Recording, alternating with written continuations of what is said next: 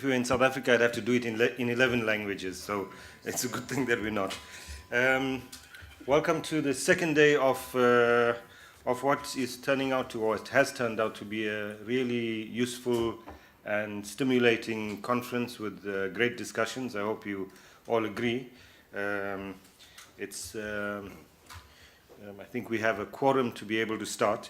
This, of course, this morning is, as you would understand, the most important session of the whole conference because it deals with Africa. So Africa is the most important region of the world, of course. And we have, unfortunately, one of our speakers is not here. But let me just tell you that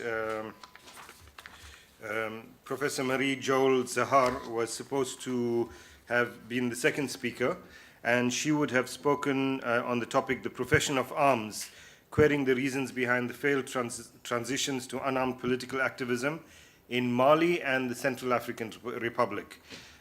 Both of these countries, both of these contexts being very important in terms of the topic we're dealing with these 2 days, but also right now on the African continent, very important for a range of reasons. So it's unfortunate that she wasn't able to make it, but she fell ill just before the conference, and so we've had to excuse her for that. So we're going to have two speakers this morning. One speaker, Mehari Taddele Maru, is going to speak on transition in Ethiopia. Again, Ethiopia is very big in the news in the past few months with the new prime minister who seems like quite a revolutionary in a kind of non-revolutionary way. And the second speaker, or the first speaker, will be Thula Simpson, Professor Thula Simpson, who will speak on South Africa. Let me start by introducing the first speaker then. Thula Simpson is a senior lecturer at the University of Pretoria in South Africa in the Department of Historical and Heritage Studies. He has a BA from King's College, University of London, and a PhD from Birkbeck, also at University of London. His most recent publication is the African National Congress and the Liberation Struggle in South Africa, Essential Writings, published last year. His research interests are the liberation struggle in Southern Africa, not only South Africa, South African historiography and historians, the rise and fall of segregation and apartheid, and African revolutionaries in general. Let me also just introduce Mehari so that we can get that out of the way right at the beginning. Mehari is the lead member of the African Union High Advisory Group, chief strategist for Intergovernmental Authority on Development, IGAD, the regional structure in the East Africa. He was a former official of the African Union, program head of the Institute for Security Studies, and director at Addis Ababa University. So these are our two speakers, and we'll start immediately with Professor Thula Simpson. He's got a presentation as well. Thank you, everybody. Thanks for the invitation. In his speech opening South Africa's Parliament on the 2nd of February 1990, President F.W. de Klerk announced that he was rescinding the prohibition of a number of organizations, including the African National Congress and the South African Communist Party. He said the move posed no risk to security, and he pointed to the implosion of the Soviet bloc the previous year as one factor that had weakened the unbanned organizations to the point that the South African police felt confident they could contain them without outright proscription. De Klerk also made reference to the factor of war weariness amongst South Africans who had been embroiled in conflict, tension, and violent struggle for decades. The silent majority was yearning to break out of the cycle of violence and break through to peace and reconciliation. Proclaiming that the agenda is open for negotiations, de Klerk said Mandela could play an important part, and he emphasized that his government had decided to release Mandela unconditionally.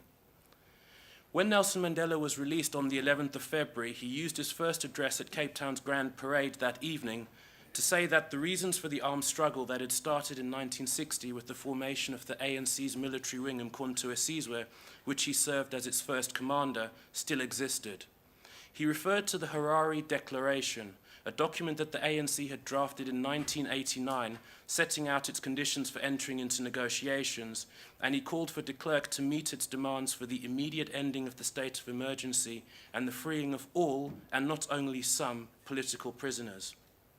The onset of constitutional negotiations would be delayed as the two sides tried to close the distance between these two positions.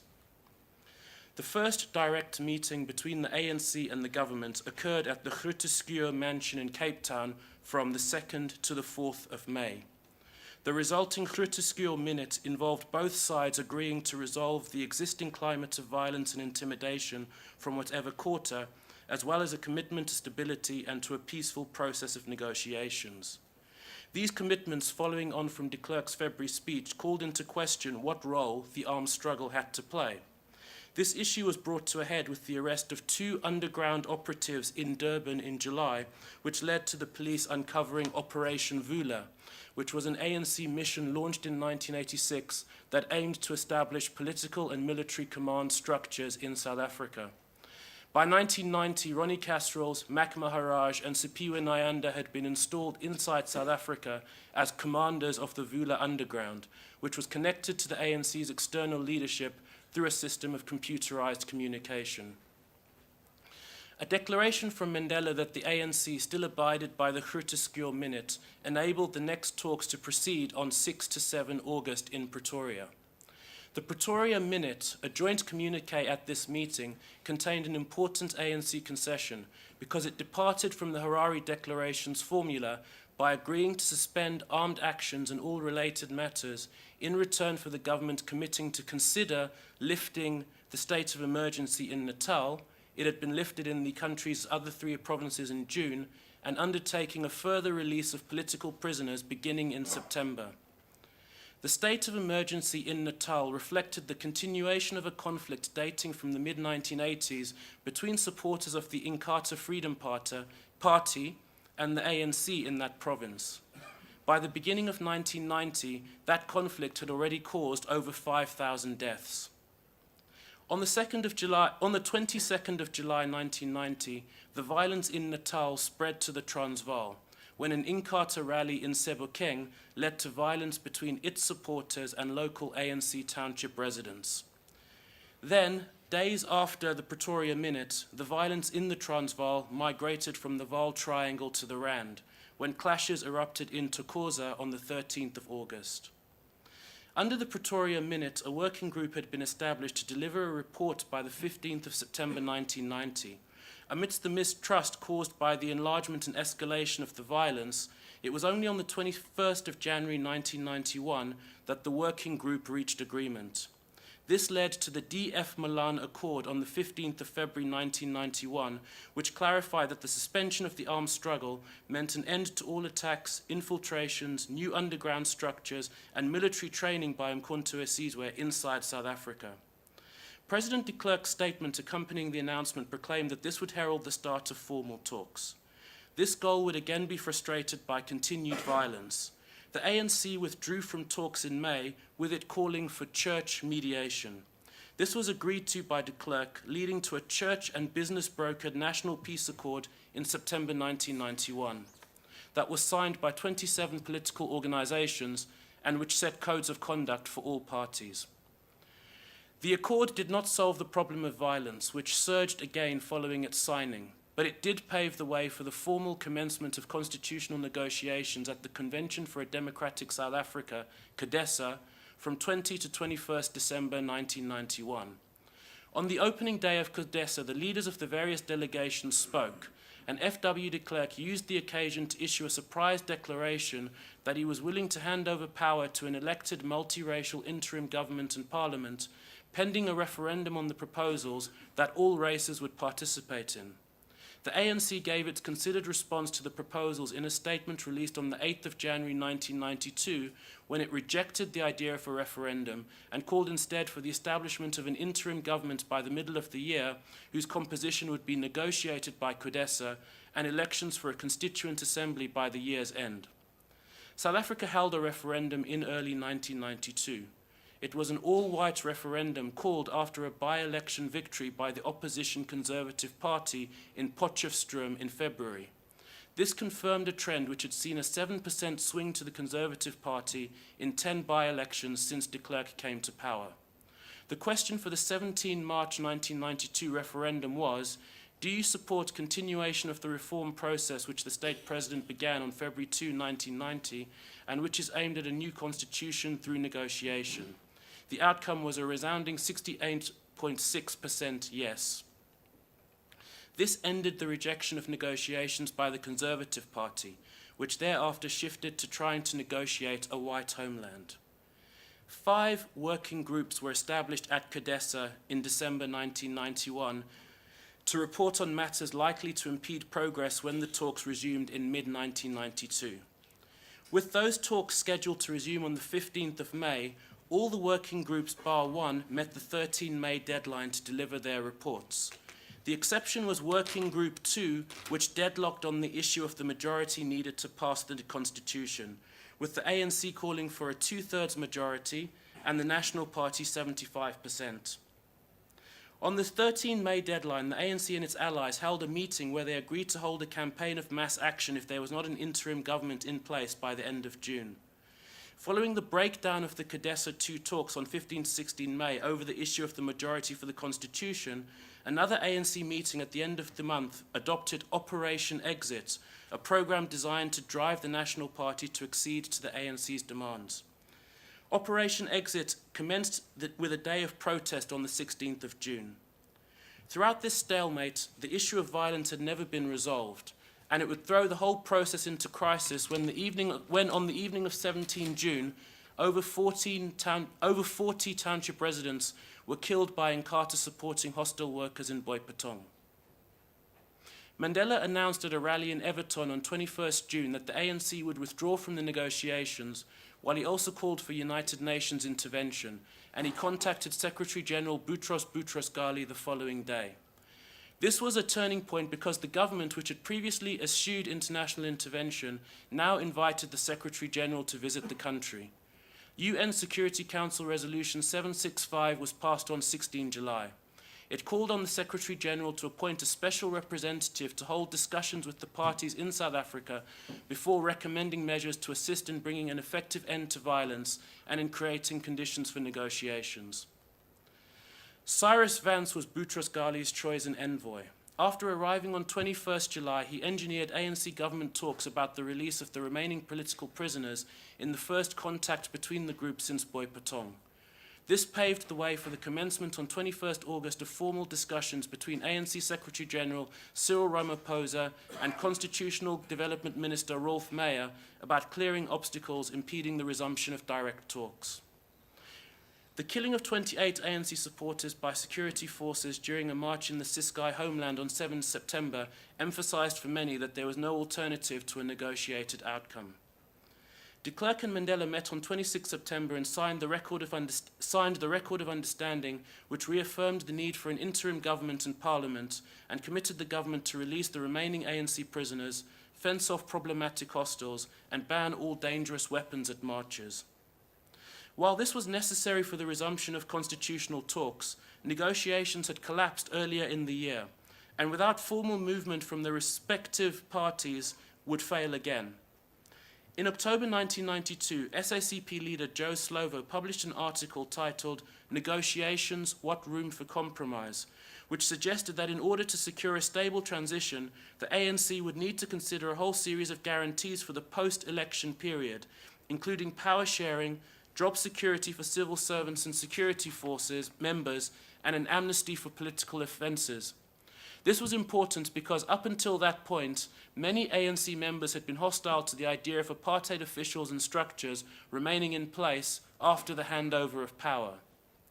Slovo's ideas were circulated as a discussion document that was adopted on 18 November by the ANC's highest policy-making body, the National Working Committee, before being incorporated in a document titled Negotiations, a Strategic Perspective that was approved on 25 November by the ANC's highest decision-making body, the National Executive Committee. Bilateral ANC National Party talks about the resumption of multi-party negotiations commenced in early December 1992, and culminated on 12 February 1993 with an agreement on elections in April 1994 for a parliament that would write a new constitution, while there would also be a transitional government of national unity lasting 5 years after the elections. With the two largest parties in agreement, multi-party negotiations resumed on the 1st of April with discussions on procedural matters. The resumed talks would be marked by increasingly desperate attempts by white paramilitary organizations to scupper them. On the 10th of April, Chris Hani was killed outside his home in Boksburg by Janusz Walusz, a member of the Conservative Party and the neo-Nazi Afrikaner Weerstandsbeweging, Afrikaner Resistance Movement, or AWB. The talks continued. On the 25th of June, the day negotiations had set to decide the election date, they subsequently postponed the vote.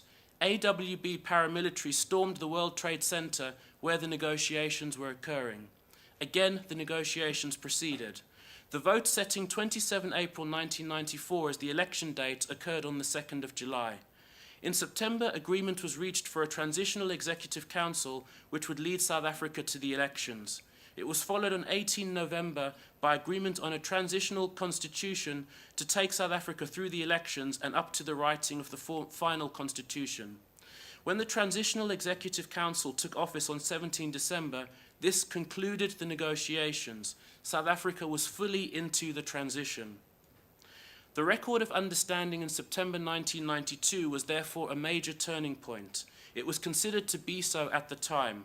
In October 1992, just days after its signing, an alliance called the Concerned South Africans Group, COSAG, was established, bringing the homeland leaders of Bophuthatswana, Lucas Mangope, Ciskei, Opagoko, and KwaZulu, Mangosuthu Buthelezi, together with white right-wing organizations, the Conservative Party and the Afrikaner Volksfront.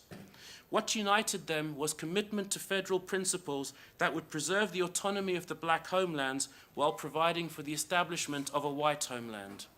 In October 1993, COSAG reconstituted itself as the Freedom Alliance.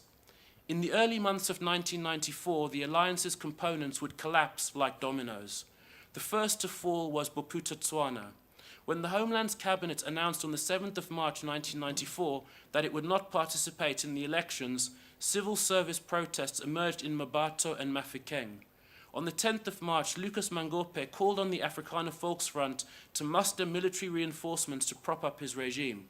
However, the AWB also deployed, and despite a direct appeal from Bophuthatswana Defence Force Commander General Jack Turner to stay away, its leader, Eugene Terreblanche, sent his men into Mabato in the early hours of the 11th, where they shot at looters and pedestrians before the Bophuthatswana army rallied and drove them out. Television footage of the execution of 3 AWB stragglers in a bakkie at the rear of the convoy symbolized the riot of the white right. On the 12th, Afrikaner Volksfront leader Constant Viljoen announced that he would participate in the elections, while he blasted the AWB for leaving him in the lurch. This was followed by Opagoko's resignation on the 22nd of March after protests by civil servants and soldiers seeking pension payout before the elections. This left KwaZulu and Inkatha. On the 12th of April, international mediation efforts were launched by Lord Carrington, Henry Kissinger, and other diplomats. They failed on the 14th of April as the diplomats departed after the ANC and Inkatha failed to agree terms of reference for them. The Kenyan diplomat Washington Okumu, however, stayed. He met Mangosuthu Buthelezi at Lanseria Airport on the 15th and told the KwaZulu Premier that time was not on his side because after the 27th, the ANC would assume control of all the instruments of the state. This argument registered and Buthelezi flew back to Ulundi to consult with other members of the organization. Talks behind the scenes over the next few days led to agreements signed by Buthelezi, Mandela and de Klerk on 19 April, providing for Inkatha's participation in the election in exchange for international mediation after the elections on the issues of federalism and the Zulu King's constitutional status. By April 1994, an estimated 20,000 South Africans had been killed in acts of political violence since 1984. On the 18th of April, however, Johannesburg Star newspaper noted a drop in levels of violence around the country in the last few days. Starting on the 24th of April, a flurry of bomb blasts began from right-wing organizations, targeting polling stations and even just crowds of blacks. They lasted 48 hours up until the opening of special votings of the 26th, leading to the deaths of at least 19 people. On the 2nd of May, de Klerk conceded defeat in the elections, but it would only be the 6th of May when the results came out. The ANC received 62% of the vote, the National Party 20%, and Inkatha 10%, with no other party gaining more than 2.5%. On the 9th of May, the new members of the National Assembly were sworn in before Nelson Mandela was inaugurated before 45 heads of state and over 140 official delegations on the 10th of May. I've been told my time is up. I was going to do the conclusion about what this speaks to about the questions about transformations from unarmed to unarmed political activism, and I hope to discuss some of those in the question and answer session. Thank you very much. Thank you, Thula. I think we'll have a generous discussion time because we don't have a third speaker. Let me just say two things before I move to the next speaker. One is that we have a couple of other South Africans in the audience, including a commander of Operation Thula sitting there, the highly secretive underground operation in South Africa, so he'll be speaking as well later. So in fact, I was wrong. This is not the Africa session. This is actually the Africa Day, if you look at the program.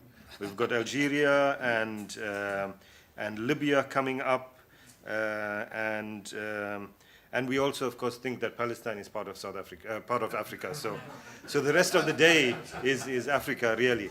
But we'll move now to Ethiopia. And Egypt is coming up, yeah. So. Thank you so much, Mr. Chair. Good morning to all of you.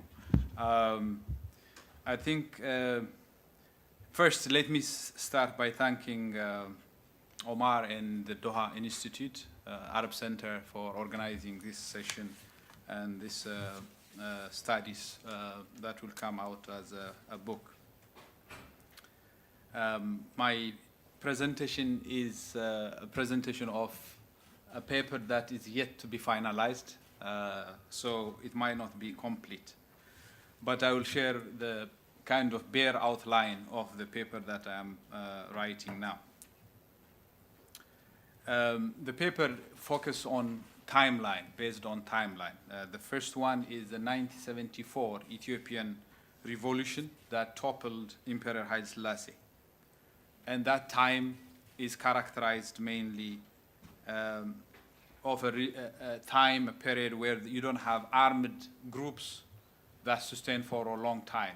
There were revolts, peasant revolts, but there was no, as such, armed groups. There was armed resistance against colonialists, Italian colony, and also other wars, but this remained also resistance groups that were attached with the imperial regime at that time. Now, in pre-1974 of the revolution, one critical element of this international element was the Cold War itself, and the Cold War leading to a mobilization of students, especially university students, to form armed groups, political mobilization, which led later on to the revolution of 1974, which toppled Emperor Haile Selassie. I think it's not unique to Ethiopia. At that time, there were a lot of student movements in university campuses and also other active members of the society trying to change the situation in many African countries and elsewhere. And so the Cold War strategic interests of global powers were at play also in Ethiopia, in a way, in forming these political movements out of students in universities.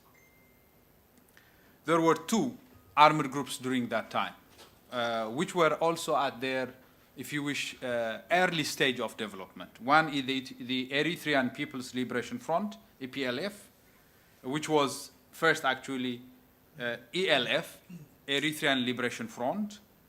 Then you have the Ethiopian People's Revolutionary Party also, which was EPRP, which was also nascent during the 1970 revolution. And that is basically 2 or 3 years before the revolution, actually, the toppling of Imperial Haile Selassie's regime. So there were 2 armed groups, but they were also fledgling in terms of their stage of development. Now, after the revolution, it's completely different. You have proliferation of armed groups, a lot of armed groups. And that is immediately after the revolution, the leftist movement, the offshoots of the student movement in campus, they started to form both a political wing and an armed wing of the movements.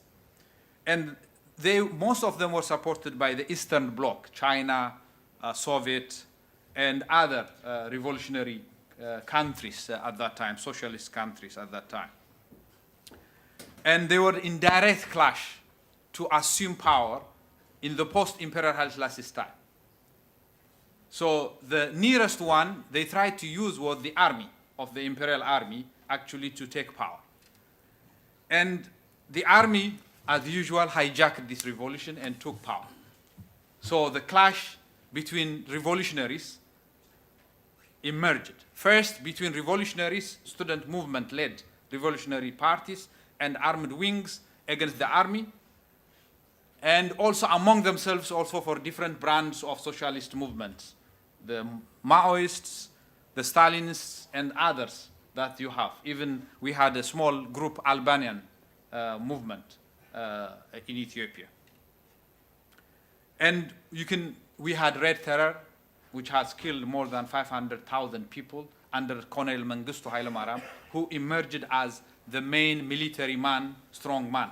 Even the military was divided among itself. There was a revolutionary council, as usual, the usual name that they take when they have coup d'etat in a cover of revolution. And the revolutionary council of the military took over, but within themselves also, they had strands of movements, political movements that were emerging from the students. They were not outside the influence of that movement.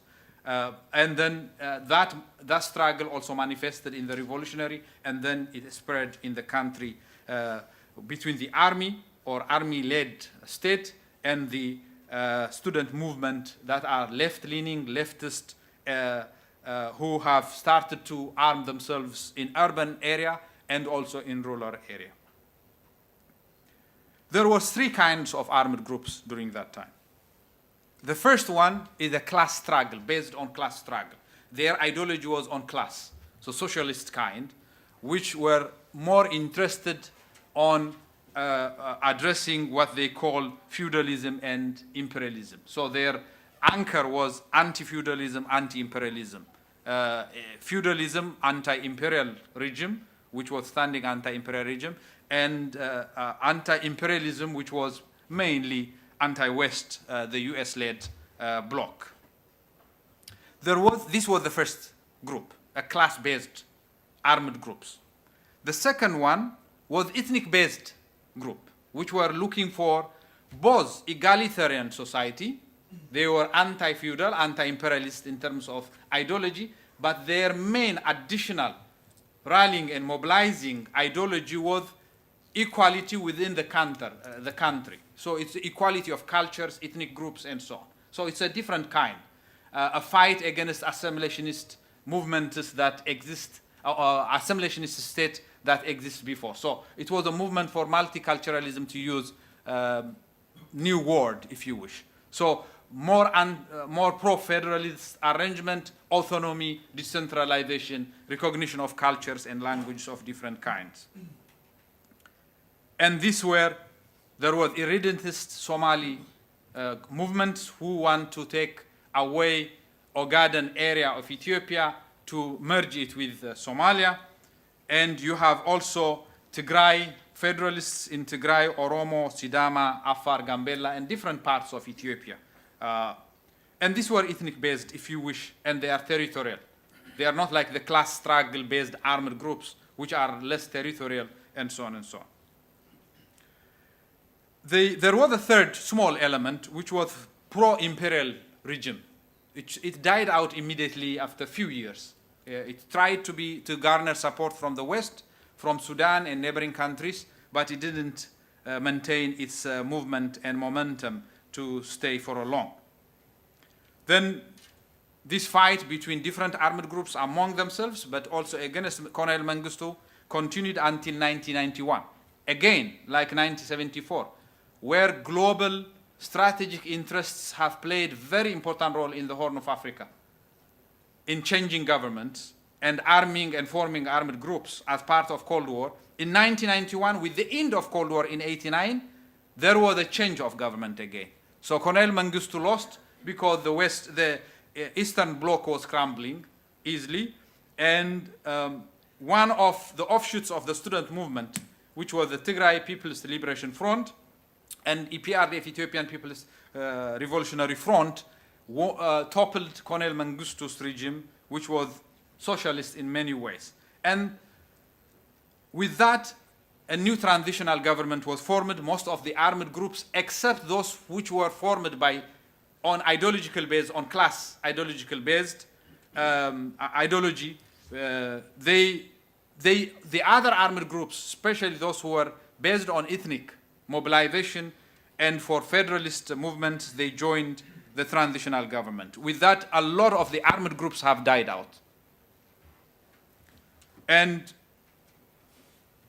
two critical ones, EPRP, which was the Ethiopian People's Revolutionary Front, and all socialist movement of Ethiopians, two parties, armed groups, they remained armed after 1991, but they were becoming marginal because the country was stabilizing, the situation was improving in many ways. Most of the questions, the critical questions of the student movement, including land issues, issues of equality among ethnic communities and cultures, those kind of autonomy, decentralization was addressed by constitution, which was progressive at that time.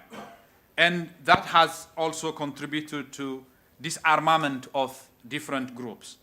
Now, then this continues for some time, but some of the armed groups actually left the transitional government. The Oromo Liberation Front and the Ogaden National Liberation Front left the transitional government, and they tried to wage again the armed struggle against the new government where they were part of. And this didn't go well.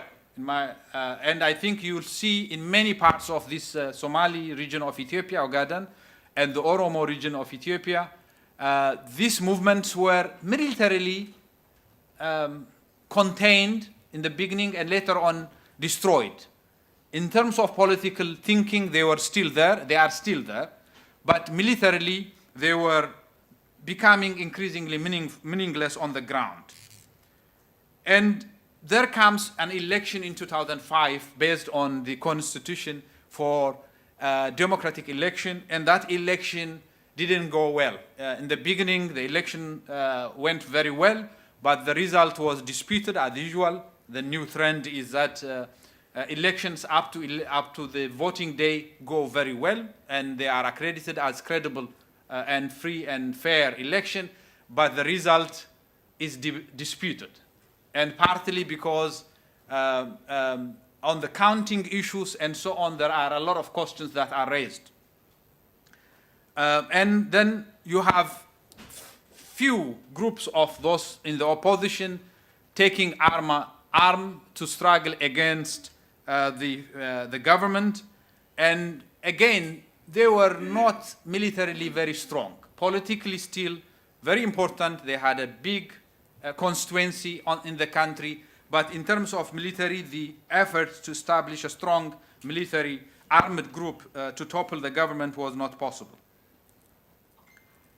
And for that has continued until the late Prime Minister, who died in 2012. This situation and the containment of these armed groups in terms of military presence was successful.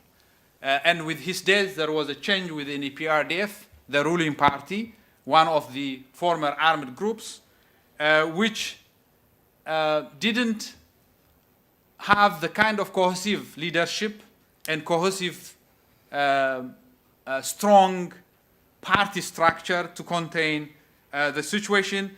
And since 2012 to 2017, 18, until recently, until the new prime minister was elected by the ruling party, there was protests all over the country, especially in two regions, Oromo and Amhara region of Ethiopia. And both have groups, rebel groups, which were armed, and most of them stationed in Eritrea, because Ethiopia and Eritrea were at war since 2000.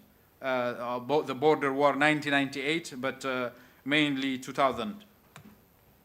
And in 2018, the new prime minister, as part of a new reform in the party and the country, granted amnesty to all armed groups. Almost all those who have been in the terrorist list of by act of Ethiopian Parliament were granted amnesty, and this amnesty allowed them to return back to Ethiopia. Now, Gumbat Sabat, one of the armed groups, which was an offshoot of the 2005 election, and who have gained a lot of support in the election, but felt that the election was rigged and they didn't want to join the parliament, left, and they armed themselves. They are back.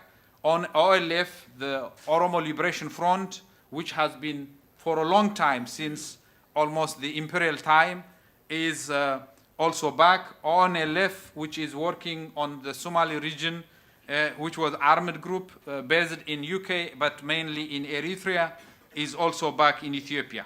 Most of these groups are with their armament back in the country. And it's becoming currently a big issue of debate, because some parts of Ethiopia are not really in full control of the government. They are still, these armed groups are back with their armament, and the issue of disarmament, cantonment, disarmament, registration, demobilization, reintegration is not yet there, because the transition just started 5-6 months ago, and it was not well thought out in terms of programming how this should happen when they return back to the country, also whether they should be allowed with their armed, or whether they should come after they are disarmed wherever they were. So for now, these are the developments. Still, even if the armed groups in terms of number were declining within the country, and they were increasing outside the country, but not meaningfully in terms of bringing military change on the ground. But now, because they are part of the political process, it could affect the whole transition that we are in. So it makes the transition very volatile, unpredictable, uncertain in terms of the way forward. And we are going to see more of this confrontation that we are witnessing now, as election is coming in 2020, a national election. And I think many armed groups are not that foolish to disarm themselves when elections come. Let me tell you from experience, thank you. From experience, even in South Sudan, I am one of the strategists that worked on the South Sudan case. Most of the argument, and in other disarmament programs that I know of, governments usually they want disarmament to happen immediately. The reason, simply the strategy of the government, the central government, is to swallow the armed elements of the political movement. And to swallow it, it's better when it's faster. So unification of armed groups, for example, the request most of the time is that to happen in 4 months, 5 months.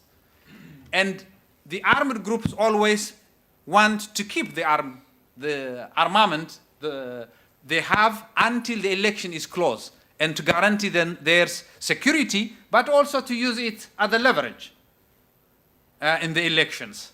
So we are in this dilemma in Ethiopia currently, and there are a lot of coalition politics for the first time, there was coalition politics, but it was not as competitive as one would expect it. Most of the election in Africa we have are participatory, but not competitive, not based on real contestation of substance and so on. And now with these armed groups, the landscape, the political competition and the coalition politics that we have could be totally changed. And if it's not managed carefully, actually it could lead to another wave of armed confrontation between these groups and the federal army in Ethiopia. And most of the regions have their own militia, which could also be part of those conflicts. I will stop here. Maybe during question and answer, I can elaborate some of the issues here. Thank you, Mr. Chair. Thank you very much, Mehari. So I think from Mehari's presentation, you understood what I meant by the actions of the new Prime Minister, who it seems is trying to reconcile with the neighboring countries on the one hand, with internal opposition groups on the other hand. I should just mention that the other factor of reconciliation that has just taken place in Ethiopia is a kind of gender reconciliation. They've, for the first time, elected a woman as a president. So that's something that, all the other moves are very heartwarming for the Horn of Africa region, but this for the whole of Africa region, I think. Thank you. So we have two presentations. The one that you found very neat chronologically. Negotiations begin at this point, they end at this point, elections take place at this point, etc. And the second one, very messy chronologically, and in many ways still an ongoing process, a work in progress right now. So I think two quite different and very useful experiences for us to deal with.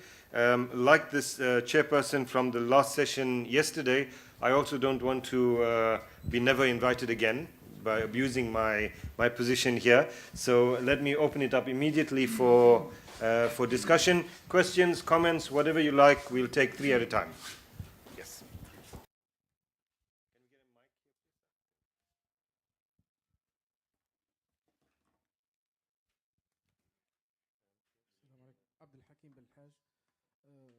Sorry, can you just give us 1 minute?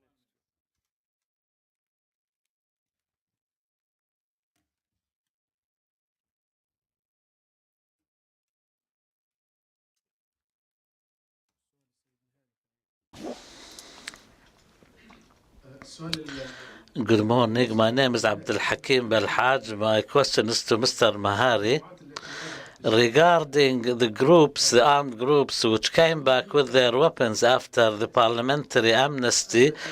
What were their motives? Why did they come to such decisions? And especially that you say they represent a dilemma now for the government.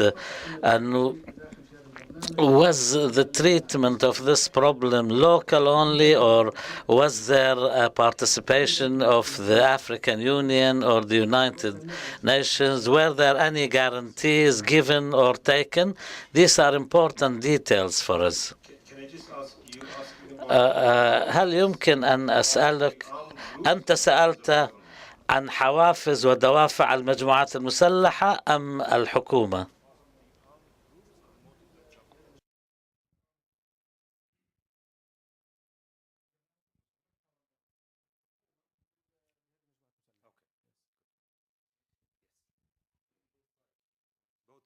Motives of both sides. Okay, for the government to extend this and for them to receive. دكتور يونس من مركز الدراسات.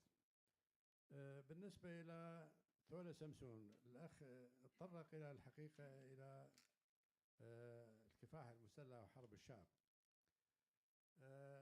تطرق بشكل مسهب وطويل عن Mr. Thula Simpson, you mentioned the armed struggle and you elaborated some details of negotiations, but you did not mention the real reasons which led to this transformation from armed activism to unarmed activism. We want to understand the nature of this transformation, the reasons behind it, and Mr. Mehari, ما يتعلق بالحركات الموجودة regarding the already existing movements, do they have a leadership which deals with the negotiations similarly to leading the armed struggle in the past?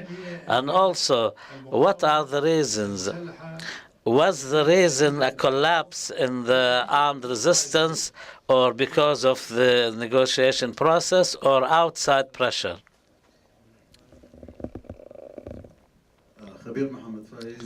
My name is Khabir Mohammed Faiz from the Strategic Studies. My question to Mr. Mehari, the return of armed groups from outside Ethiopia to inside the country. From my experience in working or serving in the Sudanese armed forces for 4 decades, we had lots of problems with the return of armed groups. The return of commanders does not necessarily mean the return of the rank and file. It often happens that you have the return of the commanders, but the actual fighters do not return. Come to you. Let's just give the speakers opportunity to deal with these three, and I think we have sufficient time that we will be able to cover everyone. Yeah.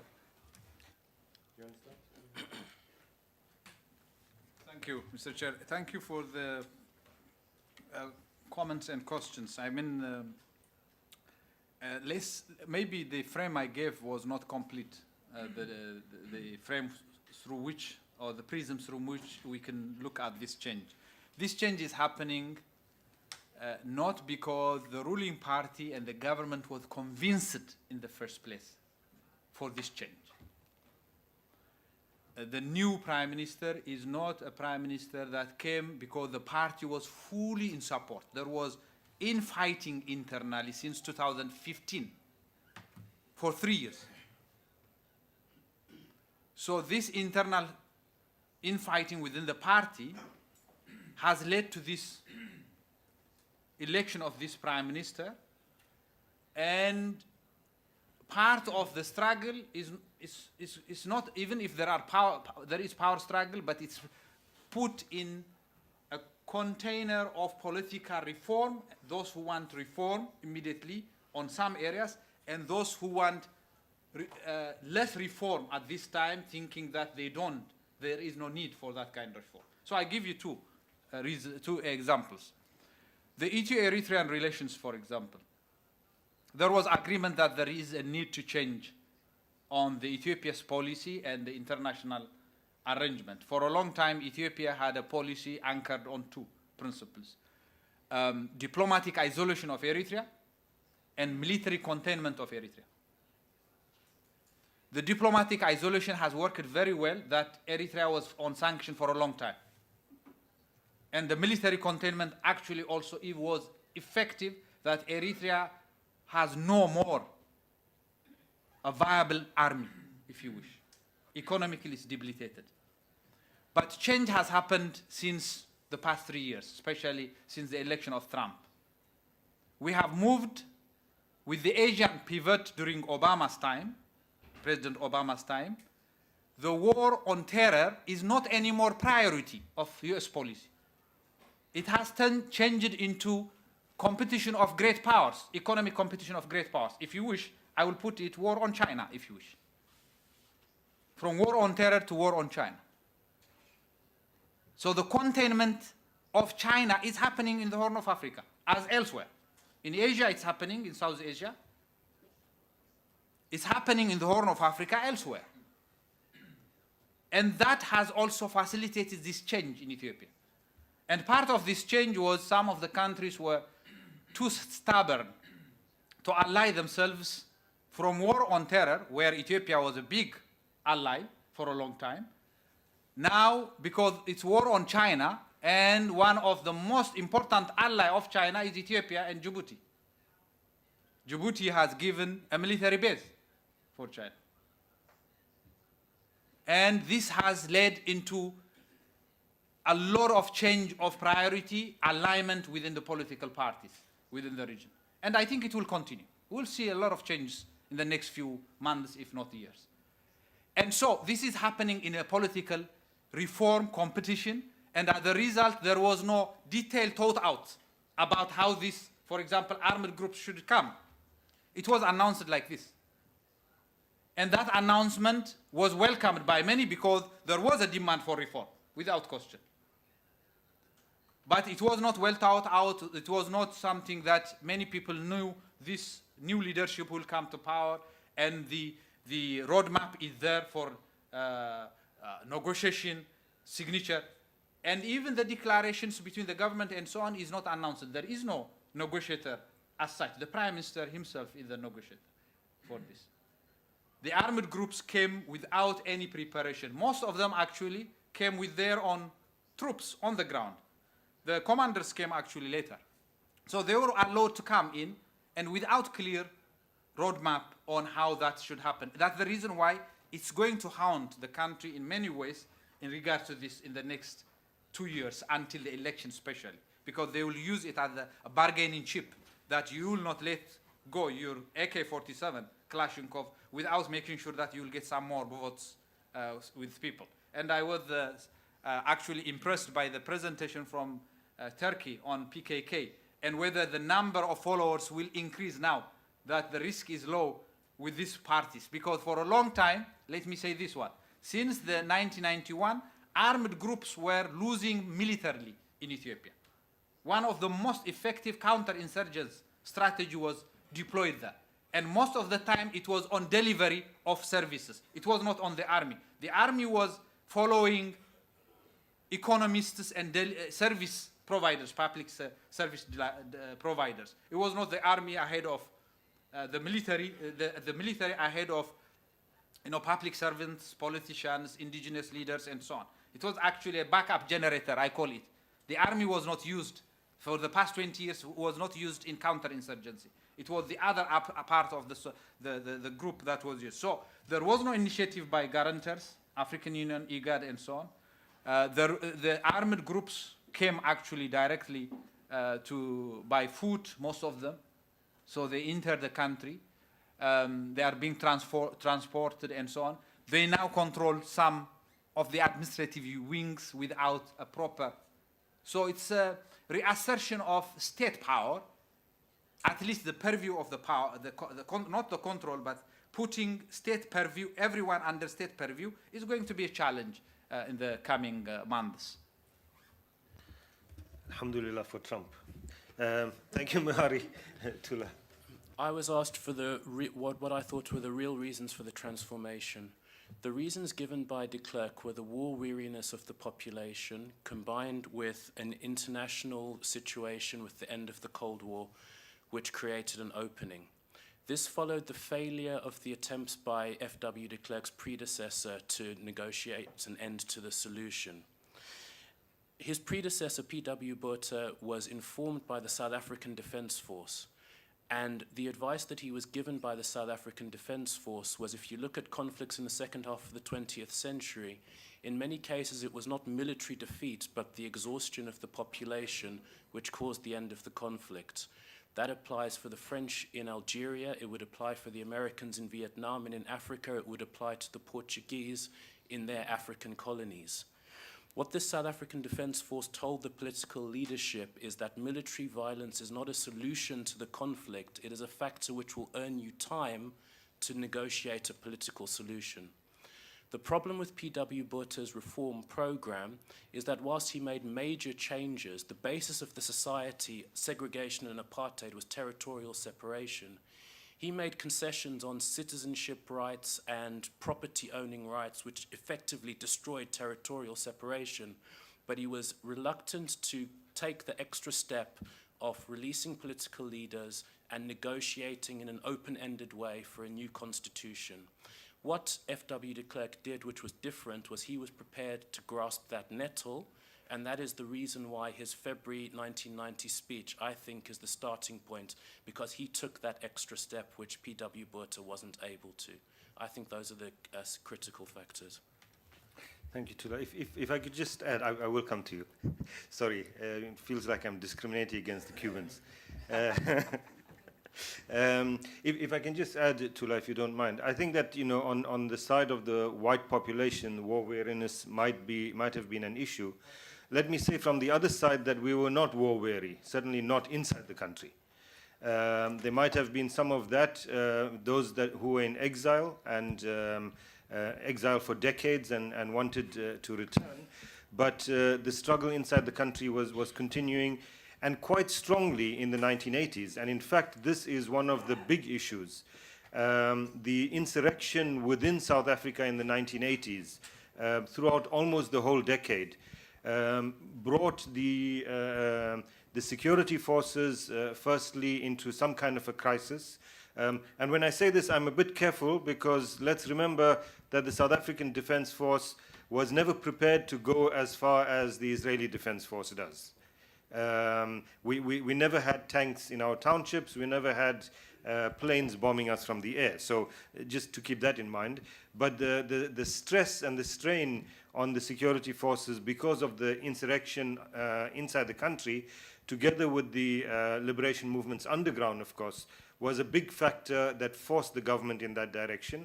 And the second big factor, of course, was partly as a result of that and the campaigning outside, that there was international pressure brought to bear, so that by the late 1980s, the South African government was able to guarantee its fiscus only for a few weeks at a time. And I don't want to over-exaggerate the role of the sanctions campaign, but this was a factor. So what de Klerk wanted to do, in essence, was to transform apartheid into something that would continue white privilege, but in a more acceptable way. And we found that throughout the period that Thula spoke about, from 1990 to when the negotiations began, to 1994 when we had our first election, continually in that period, the proposals that came from the de Klerk government were attempts to guarantee white privilege. Even if you had elections, the election should result, for example, in a presidency that would be 3 people, which the assumption was one would be Nelson Mandela, the other would be de Klerk, and the third would be Buthelezi, who is an ally of de Klerk. So a 3-headed presidency. Or the proposal that any constitution must guarantee group rights, which meant that whites could protect certain of their rights. So the attempt then was this, to make apartheid, to make white privilege essentially more palatable by in some ways doing away with and accepting the doing away with of petty apartheid, the segregationist part of apartheid, but maintaining control over the economy and maintaining white hegemony. Let me move on then. One, and who's the second person? 2? Yeah, okay, there we go. And thank you. I'm Santiago Perez from the Center of Political Studies in Cuba. A comment on Mr. Thula. Would you think it was an important factor, the defeat of the South African army in the Northern Front, in the Angola Front, and with the SWAPO guerrilla movement? Second, and it had to do with the first panel we had yesterday, the idea of finger point as terrorist. Mandela was the most important terrorist in the 80s. And some years after, he was the winner of the Nobel Prize. So would you elaborate on which are the driving motives for that change of being called an ANC as a terrorist organization, and then some years after to be called, you know, as a new South Africa, etc.? What I'm interested is in the drivers for the West finger pointing and then manipulating certain concepts. And third, on the issue of equality. After negotiations, the issue of how to guarantee social economic equality, if possible, within those negotiations with the South African establishment. Thank you. Should have expected a Cuban to ask about the Northern Front. Yes. Assalamu alaikum. To Dr. Mehari. No doubt there is a huge change now in Ethiopia. And I would like to ask about the role of the army and the relationship with Abiy Ahmed with the army. And there is a deep state from Zenawi period still active and effective in Ethiopia now, and the future of this is revolution. Thank you. Shukran. Omar? And Abdullah will take you next, so we'll get 4 in this round. Thank you very much for the fascinating presentations. Just a quick question to Mehari and another to Thula. For Mehari, this is a collection of very different armed groups with very different objectives. They're identist, separatist, leftists, and then you have a coalition of, then you have a situation of a balance of terror, basically, which could yield a transition to democracy, because then, if there's a balance of terror, we could save the bullets and just go to the ballots, and then there will be alternation of power. But this did not happen until, maybe some reforms later.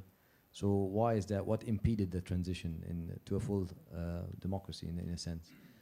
And then also on I think a follow up on Mr. Hakim's question. Was this a second imagery verse, as IR scholars call it, like the impact of some global changes forced these reforms? But who was the main enforcer? The Chinese? I mean, I didn't get that part. Is it the Chinese, the Americans? Who are the enforcer? Since you said, the African Union and UN were out of it. To Thula, just I want to give you a chance to finish your conclusion on the transformations from armed to unarmed, because that part, Naim was too draconian in his time limits. And thank you very much. Yeah, Dana put the fear of organizers into me. Thank you.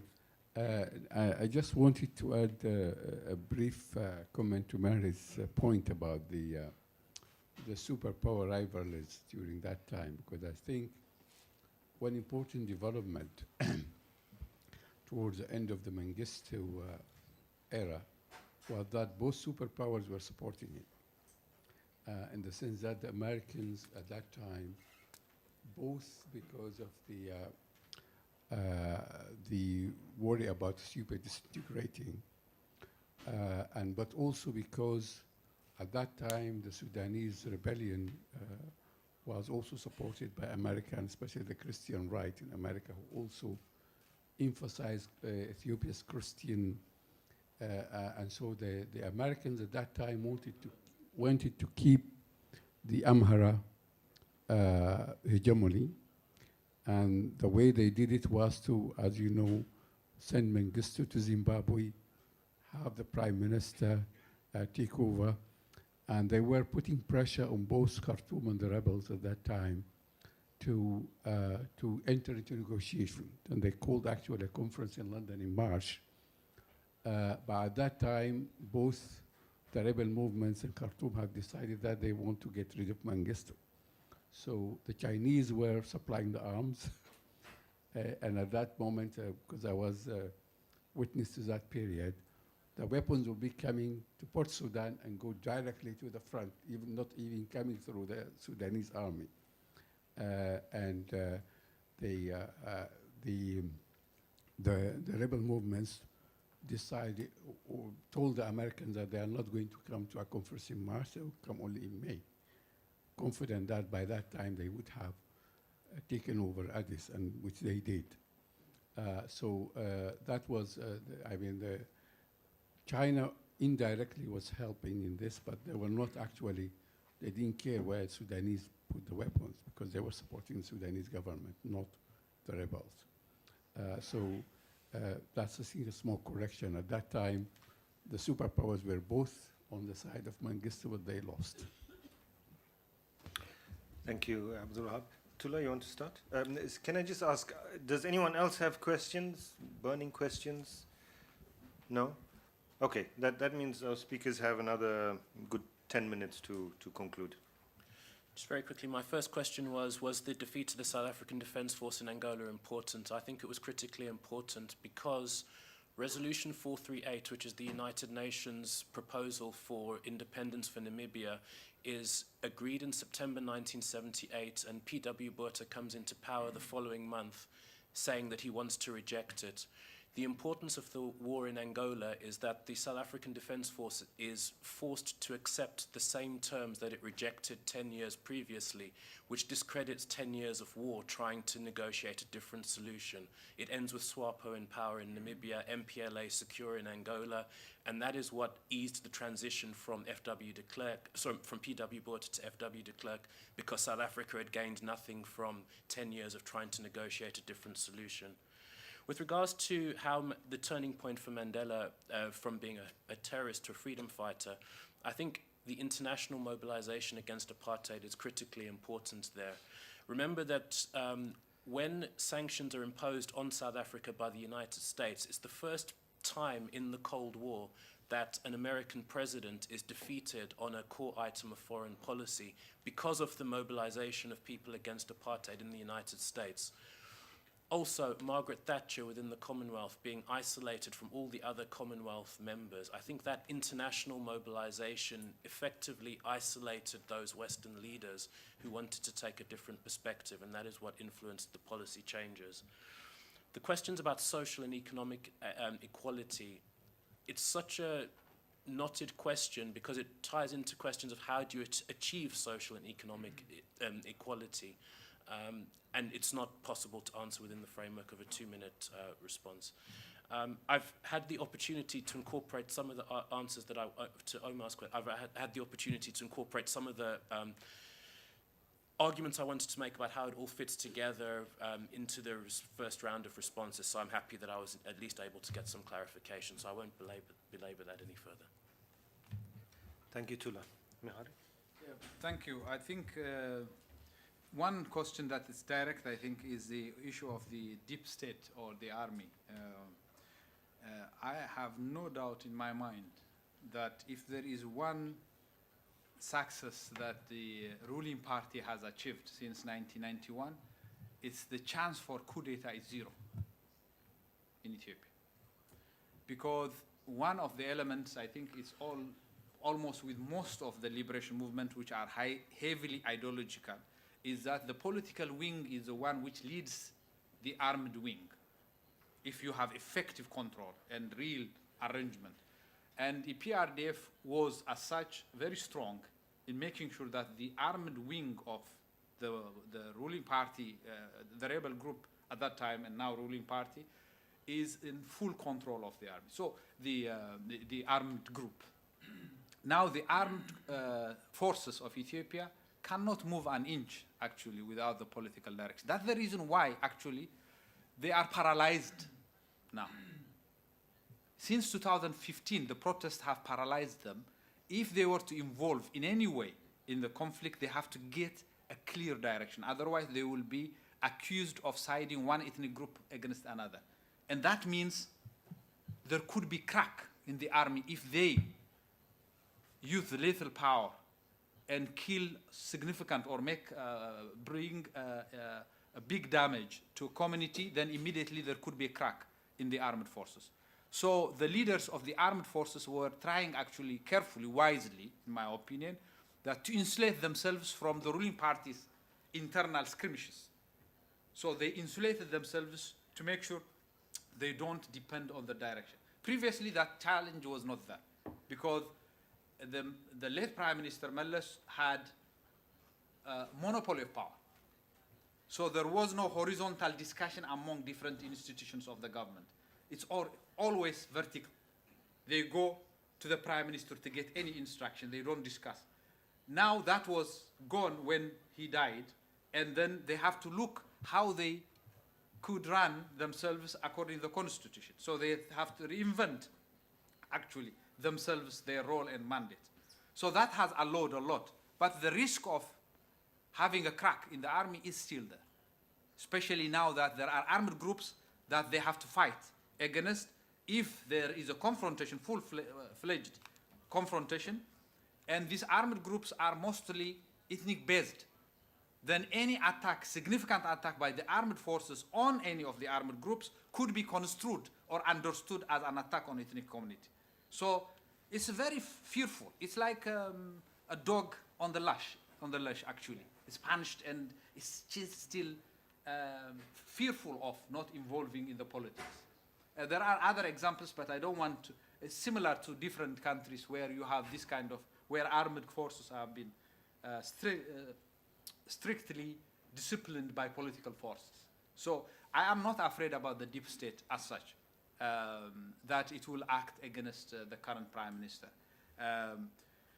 On the issue of, I'll come back, maybe Omar can explain a little bit on his question.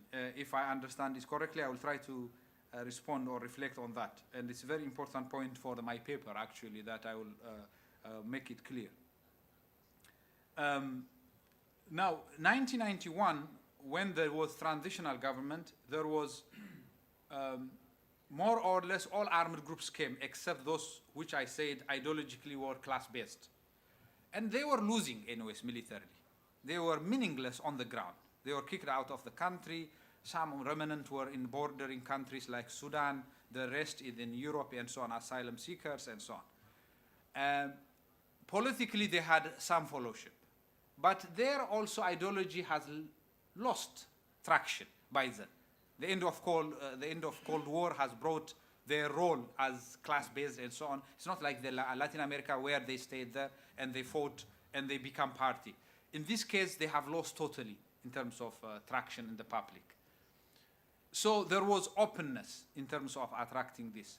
But increasingly, since 1998 and 2000, the Prime Minister of Ethiopia, long-serving Prime Minister, he was becoming more developmental state, developmental leader. So by definition, developmental state has smaller room for democracy and more room for delivery of services. And this is an example taken from Asian miracle countries and so on and so on. And that means the space was narrowing increasingly. And it was dependent on his collaboration, capacity to collaborate between delivery here and democracy, democratic space like this. And this didn't work when he died, basically. That collaboration was not easy to make. And the space has to expand. So the reversal of the whole process began, actually, again. And I think that's the reason why you have also the reform not coming forward, and reinterpretation of a transitional system is reinterpretation of the previous transition, and the current need for another transition is coming again among these armed and non-armed political groups. Maybe you can explain if the question is not addressed. In terms of enforcers of reform, US is there. I mean, there are a lot of movement in the past 3-4 years. The US were active as part of this containment of China.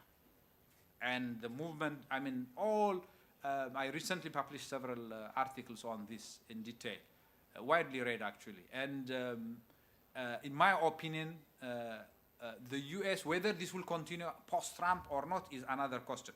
But look at 2018, James Mattis's announcement of the policy, national defense strategy. It's clear. It's clear. It says, you know, China and Russia are revisionist. They are operating in different parts, including Horn of Africa, that they will be contained. So the containment is back there, and it has ramifications on alignment of political forces and so on. In this regard, I think Il Afendi's point, Abdul Wahad's point is important. The last 2-3 years maybe of Derg, yes. Even Israel was supporting Derg, Mengistu's region, because he allowed the Ethiopian Beta Israel to be transported to Israel, and they were in alignment. But that is the last 2 years or so. Otherwise, I wouldn't characterize the entire 1974 to 1991 as both supporting Mengistu's regime. Actually, there were a lot of military purchases that were made by Imperial Haile Selassie that the US government completely shut down, and they didn't give it to Ethiopia. We remember 1977 war with Somalia also. So the last 2-3 years, perhaps, because EPRDF itself, the late Prime Minister was Marxist himself. So he was not favored by the West until they were fast in adjustment. And in my paper, I deal with why some armed groups died, like the All Socialist Movement, which was armed, and the PRP, which was armed also, and others didn't. They succeeded. And perhaps one reason is the flexibility. Pragmatism is one element. And most of those armed groups were very, very pragmatist in terms of their ideological movements and so on, internally very dynamic. Pragmatism and dynamism are two elements that allowed them to come out. Otherwise, Meles group was very small, minimal in terms of social base in Ethiopia. They stayed there. By staying there, they made sure that this change of global war powers, the global arrangement, allowed them also to come out. It was not their own effort only, but also the legitimacy of Mengistu was depleting fast, the legitimacy in the public, he was losing momentum, but also the global strategic alliance was changing. And on top of that, those who persevered, stayed, survived, somewhere in the corner of Ethiopia actually, they were able to garner the support on the timing. So timing was very important in my opinion. These are the few reflections on this question. Thank you very much. Let me thank then Thula and Mehari for really interesting inputs as well as responses to the questions. And thank you also for very useful questions and comments to all the Africans who contributed, and Santiago. You know, of course, that Cubans are at the very least honorary Africans for the amount of sacrifice in blood, lives, and other resources to our continent. Thank you all.